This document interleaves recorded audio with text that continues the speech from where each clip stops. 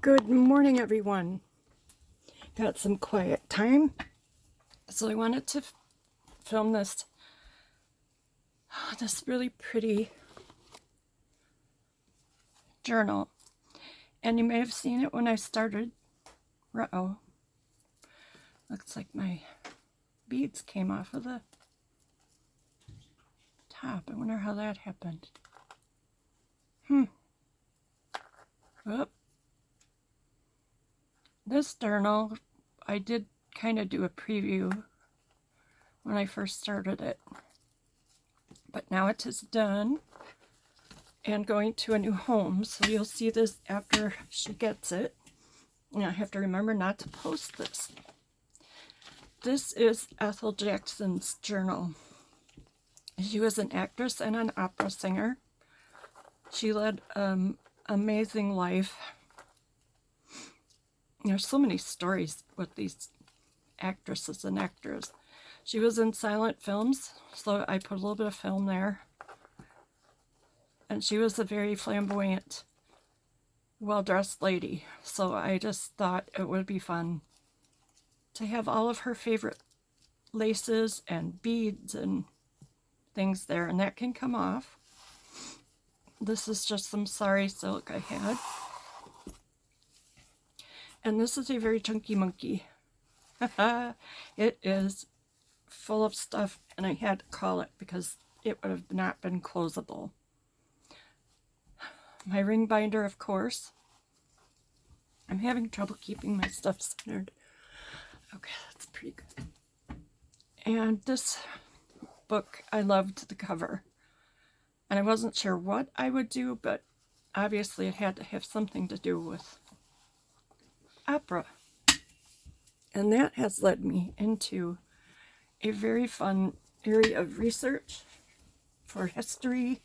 I love historical research, and so this is not her, but it's a Gibson style girl, and I love them. And this little piece of netting with the embroidery kind of fell on that, and I thought, boy, she needed just a little something there. So I added them. Here are, this is a ticket, and tried to do all things she might have had to save. Another ticket. And this is a list of plays in England in 1881 that was in a newspaper I took apart. And then the Paris Opera. She did some traveling and did a lot of performances in a lot of places. And this is paper tea-dyed by my friend Leah. And this is Ethel. She was the original Merry Widow in the Merry Widow play, and was very successful and very well liked. And she led the life you would probably expect of an actress born in late 1800s. Well, let's see if I have that written down. She was born in 1877 and passed away in 1957. And she also was the name part in Little Miss Nobody. Beautiful lady. So she would have liked pretty things. This is Edith Holden book page and some vintage lace. This is an actual note or playbill, I'm not sure, from one of her plays, The Merry Widow. And I'm not sure if that was, I found it online, so I just added that in. And here she is again. And I put, the future belongs to those who believe in the beauty of their dreams. And that was Eleanor Roosevelt. So these were a couple of her press pictures. This is some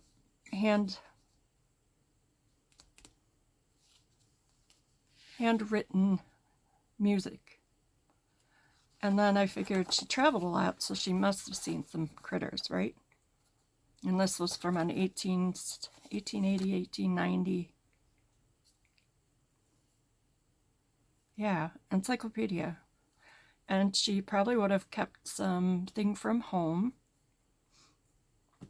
This was just funny. This was from a cover of a musical magazine from probably 1915. And I don't know, it just cracked me up. So I popped it on some paper, and there she is. It has nothing to do with her. It's just cute. This is a letter she wrote, and it's not, you can't read it, but that was her handwriting. Another still from that, I want to say the Merry Widow, but I'm not positive. And she traveled a lot, probably not in one of these, but passage, the act of going from one place to another or changing from one condition to another. How to wash lace safely from the American Woman, 1922. She probably would have washed a lot of lace. I finally got some stencils, and I've been having some fun with those, along with the corner stamp, which I kind of put all through the book. This is more Leah Branham paper. This was out of a kid's book. It was just funny. More trim. Just got lace on about every page. And this pocket is an actual, out of a, oh yeah, you can see, out of a scrapbook that somebody had made, and I couldn't get the backing off of it. So in here, there is a calling card from her friend Mary Peterson, right? And here's another one from Paolo. And it's written in Italian, so I don't know what it says. And then here's some more pretty things she probably saved. A Whittier poem, and this book was from 1905. Some more handwritten music, and she probably would have had a lace cape for opera, going to the opera. And this is fashion to give shape or form to something, to adapt something or make something suitable. That's kind of what we do, isn't it?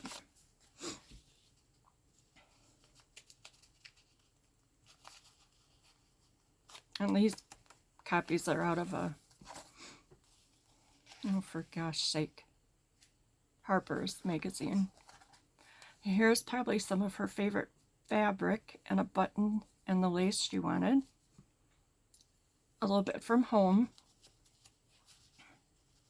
I took apart a quilt that was falling apart. Saved all the pieces. This is another one of the copies I made of the back of a photograph.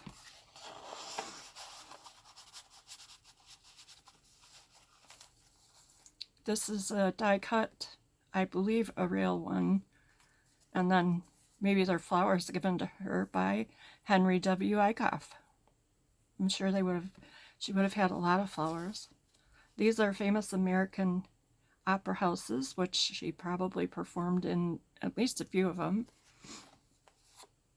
Beauty begins the moment you decide to be yourself. This is some more Harper's fashion. It folds out. This is a tiny little envelope that I put in, and it's got a beautiful card inside. And I think this was probably her son, Walter. His name was Walter Butler Jackson. And you know, I'm making some of the story up, so he just looked like he might have been her son. And then the flap from the envelope there, cherish each day, a ticket, and that's not an old ticket, but this is a bookmark I made, or a journaling card. It's part of a German fashion newspaper. This is one of my Deb's things. I added opera definition here, and it's a hidden paper clip. And I think that she saved this from a trip to France. And it is clean, it's just old.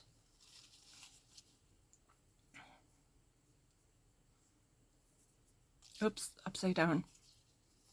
Flowers of France. And she tucked it away in this cute little envelope and is saving it for posterity's sake,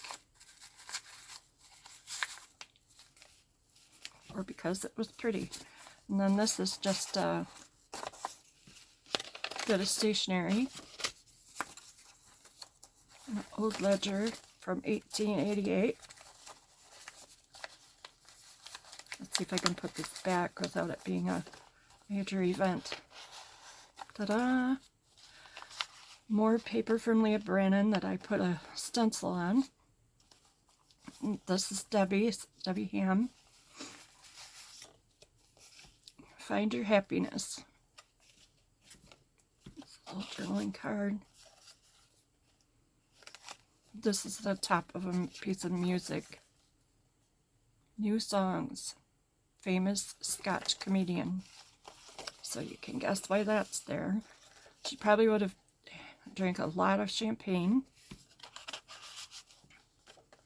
And then she probably would have gone to Scotland and Ireland. This is from 1901, Blarney Castle, County Cork. And that's a real postcard. Well, most of my ephemera is real. And then I added this paper to the back of Debbie's work. And she might have had to sew some things. This is not a picture of her, but it's a pretty lady. And I think that this is her baby, because of course her baby would be in a kilt, right?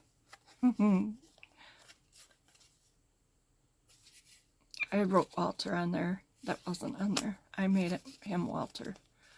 This is from an 1880-something magazine, and maybe she kept it to embroider for an infant's shirt for her baby. She only ever had one baby. And this is some very cool lace. I'm guessing she saved everything that she really loved and put it in this journal. How about that? Oh, I can see why I clipped you in now. Oop, doesn't want to get clipped in. Well, he can stay like that. This is the binding from the book. Sorry, I know there's a glare. And they used paper inside the binding. They did not waste anything. So it's just a bookmark, and it's part of the book. And this, Nikki, if you're watching, turn away, is a real telegram. And this was from Belgium. And I'm sure she had lots of fans and telegrams, and I folded it because I just did.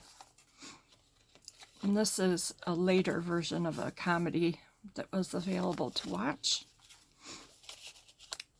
And that is that for that pocket.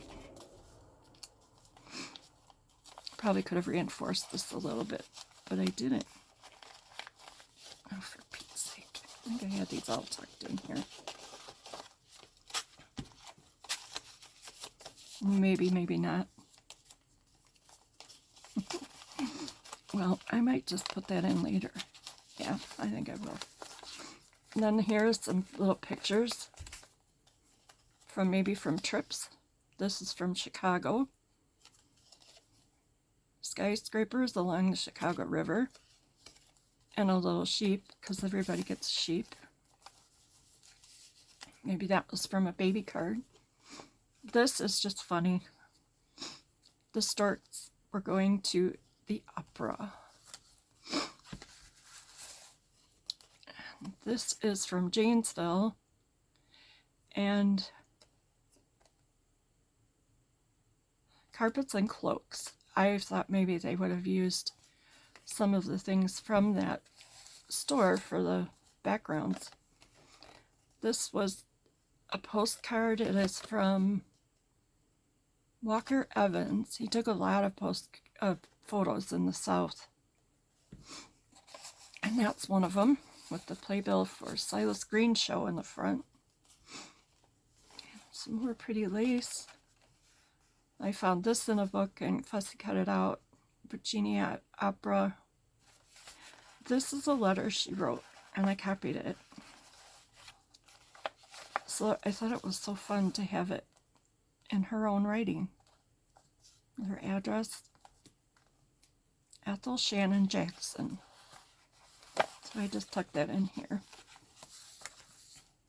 More Ethel Holden and a little sheep. Some lace, and she probably did wear something like that. And this is just pretty stuff. This is from London, the Tower of Ravens.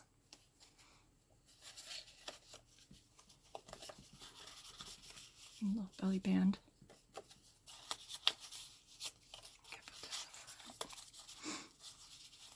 And then this is a pocket, which will have more stuff in it, I'm sure.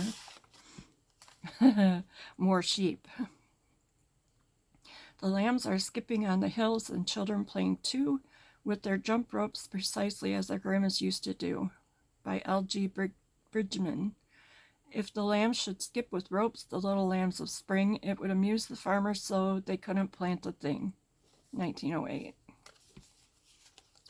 And this is an altered postcard that I gave a little color to her cheeks. Another one of Walker Evans postcards. The playbills on the fences. This is a vintage wine label. I turned it into a little journaling card. And there will be more stuff in these pockets before it goes to its new owner. This is from a gal who did a dressmaker's training in New York by mail. And this was one of her assignments. Then this has things tucked in. Some more of my copies of the backs of photos. This is an individual crafted work of art. Any smudges, splotches, or other irregularities are intentional and do not diminish the quality of this piece in any way. And everyone should have, that's our card, a row of books. And this is an old postcard, just pretty. And I'm sure that's 1913, and I'm quite sure she would have held on to that. And this was from France, so she traveled a lot.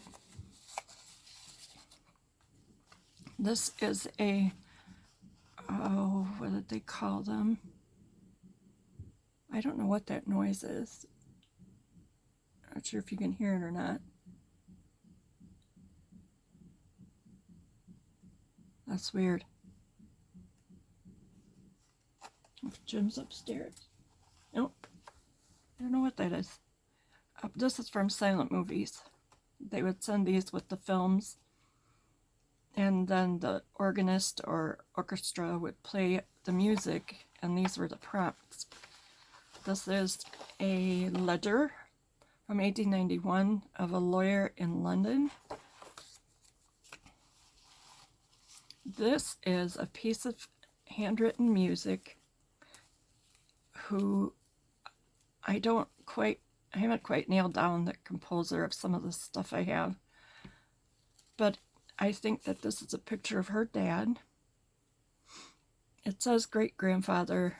That was originally on the picture. But this is, I let it fold how it was, so it was in someone's pocket. And he probably just wanted to remember whatever it was he was thinking and wrote it down, and there it is. So I let it use its own pocket folds from way back whenever. This is another hidden paper clip that I made. And, oops, it's got some more of her fabric on it that she really would have liked or did like and held on to. This is another bit from the Harpers. Violin.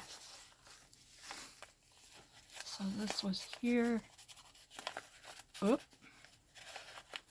And I'm quite sure that these ladies saved bits and pieces of things so they would remember for their costumes and gowns. And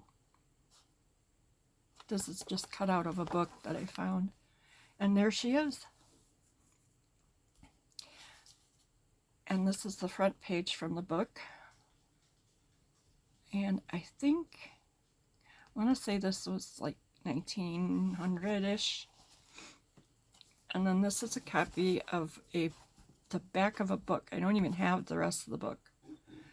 And I just thought it was so pretty. The back needed something. So, oh, and I should explain this too. This lace reminded me of like a stage curtain lace. That is. And then, because I stuffed that so full, I made a book board out of an old book. And this is a vendor in Paris.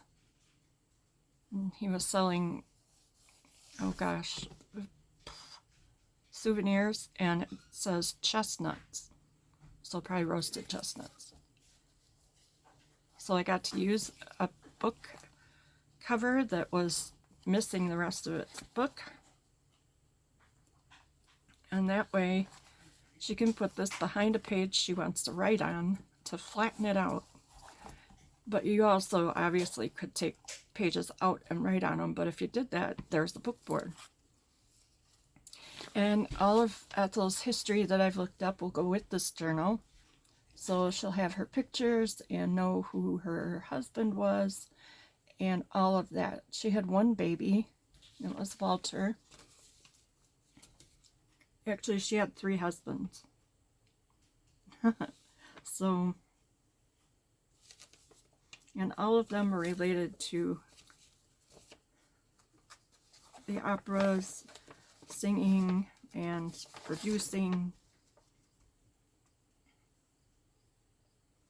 The Merry Widow was her big play, and Little Miss No Name. Her 3rd husband was Benoni Lockwood. He was Italian. So that is Ethel Shannon Jackson's journal, and it will be heading off to its new owner. It was the first time I've shown a journal and then it was sold before I finished it. So I hope she likes it, and you will see this as soon as she gets her package. Thanks a lot, everyone.